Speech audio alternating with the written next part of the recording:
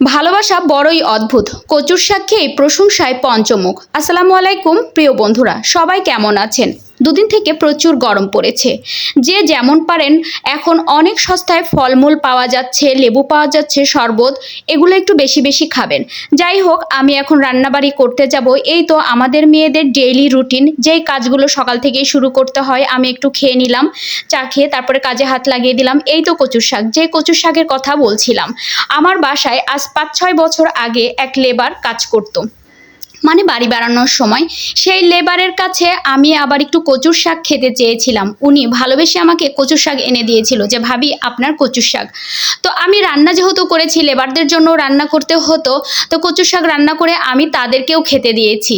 তো আল্লাহ পাকের কি রহমত, সেই লোকের কচুর শাক খেতে নাকি এত ভালো লেগেছে।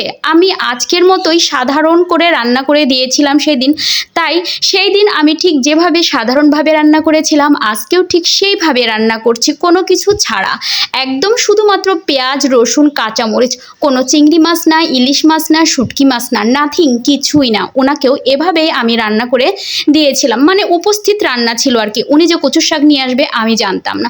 তো যাই হোক, কচুর শাকগুলো পরিষ্কার করে ধুয়ে বরাবর ঠিক যেভাবে মেয়েরা রান্না করি সেভাবে। তো প্রথমে একটু শুকনো মরিচ ফোড়ন দিলে আসলে খুব সুন্দর একটা ঘ্রাণ হয়। কচুর শাকের মেন, যে কোনো জিনিস বাগার দিলে, শুকনো মরিচ বাগার দিলে খুব সুন্দর একটা ঘ্রাণ হয়। শুকনো মরিচ, রসুন এবং একটু জিরা, পাঁচফোড়ন, যার পছন্দ মতো। যাই হোক, এই তো আমি রসুন ছেঁচে, পেঁয়াজ, কাঁচামরিচ এগুলো এখন ভেজে নিব। ভেজে নিয়ে বাগারটা তো দিয়ে দিব। আর তার গল্পটা করি। তো তার কচুর শাক খেতে এত ভালো লেগেছিল, উনি আমাকে বলছিল যে ভাবি আমি কোনো দিন এত মজার কচুর শাক খাইনি, আপনি এত মজা করে রান্না করছেন। সে এই তো গতকালকে কচুর শাকগুলো নিয়ে এসছে। আমি শাকগুলো বাসার আলিশে আসলে রান্না করতে চাচ্ছিলাম না, আবার ফেলে দিতেও মায়া লাগছিল, কারণ উনি আমাকে মহাব্বত করে এনে দিয়েছে বেচারা।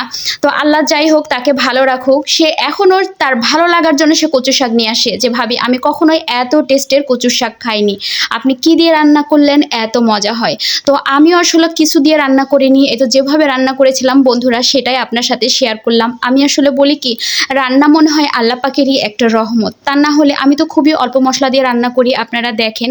কিন্তু আল্লাহ রহমতে সবাই খেয়ে যথেষ্ট প্রশংসা করে। এটা বলবো আল্লাহ পাকের ভালোবাসা, আল্লাহ পাকের রহমত। আমার কিছুই না, আমার জাস্ট খালি চেষ্টা আর একটু পরিশ্রম, এই যা। এই তো রান্না কমপ্লিট। লুকটা কেমন হলো বলবেন। আর প্রচুর গরম পড়েছে বলছি, তো এখন কিন্তু ফলমূলের দামও মাশাল্লাহ অনেক কমে গেছে। যে যেমনটা পারেন যতটুকু সম্ভব সবাই একটু ফল খাবেন, লেবু পানি খাবেন, এতে শরীর ঠান্ডা থাকবে। আর এখন কিন্তু সবরি কলা খেতে অনেক মজা, এই গরমের মধ্যে সবরি কলাগুলো খেতে অনেক মজা হয়। আম তো পছন্দ সবারই। আর তালশাঁস খেতে আসলাম। তো প্রিয় বন্ধুরা, সবাই ভালো থাকবেন। আল্লাহ হাফেজ সবাই।